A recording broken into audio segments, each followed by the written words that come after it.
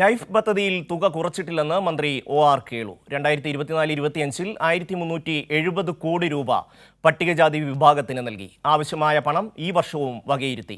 2024-ൽ 223 കോടി രൂപ സ്കോളർഷിപ്പിനായി അനുവദിച്ചുവെന്നും മന്ത്രി പറഞ്ഞു. അടിയന്തര പ്രമേയ നോട്ടീസിന്മേൽ മറുപടി പറയുകയായിരുന്നു മന്ത്രി.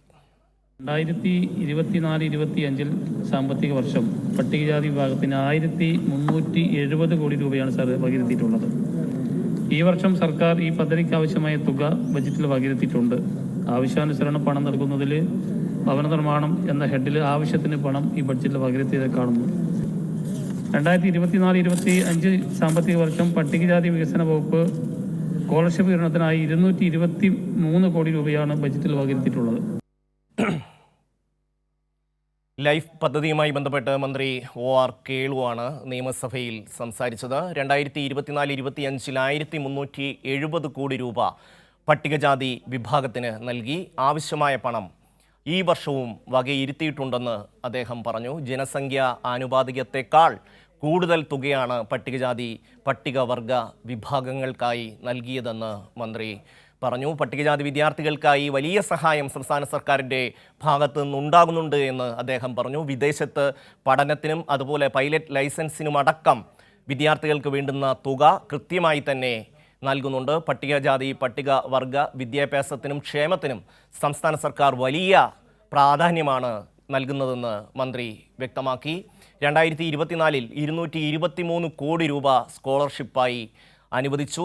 പട്ടികജാതി വിദ്യാർത്ഥികളെ സംബന്ധിച്ചിടത്തോളം അങ്ങേയറ്റം സഹായകരമായ നിലപാട് സംസ്ഥാന സർക്കാർ സ്വീകരിക്കുന്നു. സാമൂഹ്യമായ അവരുടെ ഉന്നമനത്തിന് വേണ്ടി വിവിധ പദ്ധതികൾ സംസ്ഥാന സർക്കാർ ആവിഷ്കരിച്ച് നടപ്പാക്കുന്നുണ്ട്. അതിനൊന്നും തന്നെ സമ്പത്ത് ഒരു പ്രശ്നമാകുന്നില്ല. ആവശ്യമായ തുക കൃത്യമായും എല്ലാ വിദ്യാർത്ഥികൾക്കും പട്ടികവർഗ വിഭാഗങ്ങൾക്ക് വേണ്ടിയുള്ള പദ്ധതികൾക്കും അനുവദിക്കുന്നുണ്ടെന്ന് മന്ത്രി പറഞ്ഞു.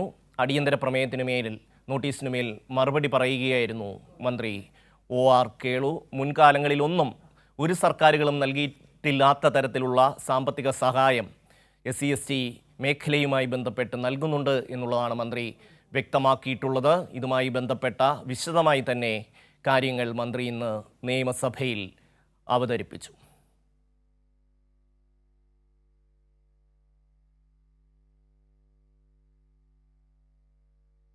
കൂടുതൽ വിവരങ്ങളുമായി ഷീജ ചേരുന്നു. ഷീജ, എന്തൊക്കെയായിരുന്നു മന്ത്രി ഇതുമായി ബന്ധപ്പെട്ട് പറഞ്ഞത്? ഷമ്മി, ഏതായാലും നിയമസഭയിൽ ഇന്നിപ്പോൾ SC/ST വിഭാഗത്തിന് ഫണ്ടുകൾ വെട്ടിക്കുറയ്ക്കുന്നു സർക്കാർ എന്ന് ആരോപിച്ചുകൊണ്ടായിരുന്നു പ്രതിപക്ഷം അടിയന്തര പ്രമേയത്തിന് നോട്ടീസ് നൽകിയിട്ടുണ്ടായിരുന്നത്. പക്ഷേ കൃത്യമായ രീതിയിൽ തന്നെ മന്ത്രി ഒ.ആർ. കേളു അതിന് മറുപടിയും നൽകി. കാരണം സംസ്ഥാന സർക്കാർ ഏത് രീതിയിലാണ് SC/ST വിഭാഗത്തിന് നൽകുന്ന കരുതൽ എന്നുള്ളത് മന്ത്രി വിശദീകരിക്കുകയും ചെയ്തു. ഒരു തരത്തിലുള്ള വെട്ടിക്കുറവും വരുത്തിയിട്ടില്ല. 2024-25 സാമ്പത്തിക വർഷത്തിൽ കൃത്യമായ രീതിയിൽ തന്നെയാണ് അവർക്കുള്ള പരിഗണന നൽകിയിട്ടുള്ളത്, തുക നൽകിയിട്ടുള്ളത്, ബജറ്റിൽ വിഹിതം മാറ്റിവെച്ചിട്ടുള്ളത്. അതിനൊപ്പം തന്നെ ഉന്നതി പദ്ധതി മികച്ച രീതിയിൽ തന്നെ അവരുടെ ഉന്നമനത്തിന് വേണ്ടി പുരോഗമിക്കുന്ന ഒരു സാഹചര്യമാണ്. അവരുടെ കൃത്യമായിട്ടുള്ള അവരുടെ വിദ്യാഭ്യാസത്തിലെ വർധനവോ അല്ലെങ്കിൽ സാമ്പത്തികപരമായ വർധനവോ മാത്രമല്ല, അവരുടെ ആകെ ജീവിത നിലവാരം ഉയർത്തുന്നതുമായി ബന്ധപ്പെട്ടുള്ള പ്രവർത്തനങ്ങളാണ് സംസ്ഥാനത്ത് നടക്കുന്നത്. അതിന്റെ ഭാഗമായി തന്നെ 800ഓളം വിദ്യാർത്ഥികൾ പുറത്ത് പഠിക്കുന്ന ഒരു സാഹചര്യം കൂടി ഉണ്ട്. ആ രീതിയിൽ മികവുറ്റ രീതിയിലുള്ള പ്രവർത്തനങ്ങൾ തന്നെയാണ് നടത്തുന്നത് എന്നുള്ള കാര്യം മന്ത്രി വിശദീകരിക്കുകയും ചെയ്തു. പക്ഷേ പ്രതിപക്ഷം ഇതിൽ കൃത്യമായ രീതിയിലല്ല ഫണ്ടിന്റെ വിനിയോഗം, അത് വലിയ തോതിൽ വെട്ടിക്കുറയ്ക്കുന്നു സംസ്ഥാന സർക്കാർ എന്നുള്ളൊരു ആരോപണമാണ് മുന്നോട്ട് വെച്ചത്. പ്രതിപക്ഷ നേതാവും ഇക്കാര്യം സഭയിൽ ചൂണ്ടിക്കാട്ടി. ധനമന്ത്രിയും ഇക്കാര്യത്തിൽ ഏത് രീതിയിലാണ് സംസ്ഥാനത്തിന്റെ കരുതൽ, പ്രത്യേകിച്ചും ബജറ്റിലടക്കം ഏത് രീതിയിലാണ് സംസ്ഥാന സർക്കാർ SC/ST വിഭാഗത്തിന് നൽകുന്നത്, പ്രത്യേകിച്ചും അതായത് കോൺഗ്രസ് ഭരിക്കുന്ന മറ്റ് സംസ്ഥാനങ്ങൾ ഒന്ന് പരിശോധിച്ചു നോക്കൂ. അവിടെ ഏത് രീതിയിൽ ഇത്തരത്തിൽ കേരളത്തിൽ നൽകുന്ന ഒരു പരിഗണന അവിടെ ലഭിക്കുന്നുണ്ടോ എന്നുള്ളത് ആദ്യം പ്രതിപക്ഷം പരിശോധിക്കണം. കാരണം തെറ്റിദ്ധാരണ പരത്തുന്ന തരത്തിലുള്ള കണക്കുകളുമായാണ് പ്രതിപക്ഷം സഭയിൽ എത്തുന്നത്. അത് പ്രധാനമായും ജനങ്ങൾക്കിടയിൽ സർക്കാർ നടത്തുന്ന പ്രവർത്തനം, അത് ജനങ്ങൾക്കിടയിൽ തെറ്റിദ്ധാരണ ജനിപ്പിക്കുന്ന രീതിയിൽ പ്രചരിപ്പിക്കുക, അതിനുവേണ്ടി ചില വീഡിയോ കട്ടുകൾ ഉണ്ടാക്കുക, അതിനുവേണ്ടിയാണ് പ്രതിപക്ഷം സഭയെ ഉപയോഗിക്കുന്നത് എന്നതടക്കമുള്ള കാര്യങ്ങൾ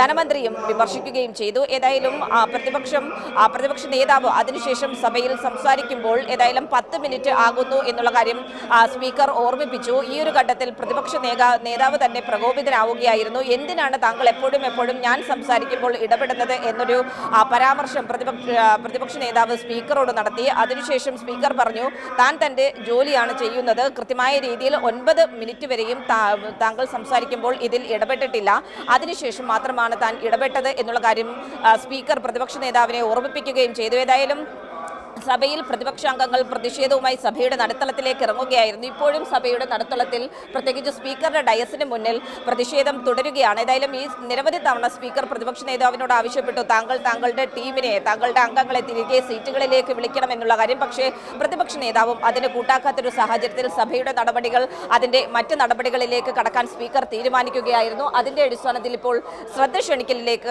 സഭ കടന്നിട്ടുണ്ട്. ഇനിയിപ്പോൾ സബ്മിഷനുകളാണ്. സബ്മിഷനിൽ ആദ്യ സബ്മിഷനായി വരാനിരുന്നത് ഈ പാതിവില തട്ടിപ്പുമായി ബന്ധപ്പെട്ടുള്ള വിഷയം വി.ഡി. സതീശൻ ഈ വിഷയം ഉന്നയിക്കാനിരിക്കുകയായിരുന്നു. പക്ഷേ പ്രതിപക്ഷാംഗങ്ങൾ ഇപ്പോഴും സഭയിൽ നടുത്തളത്തിൽ പ്രതിഷേധം തുടരുന്ന ഒരു ഘട്ടം തുടരുകയാണ്. ഷീജ തുടരുക.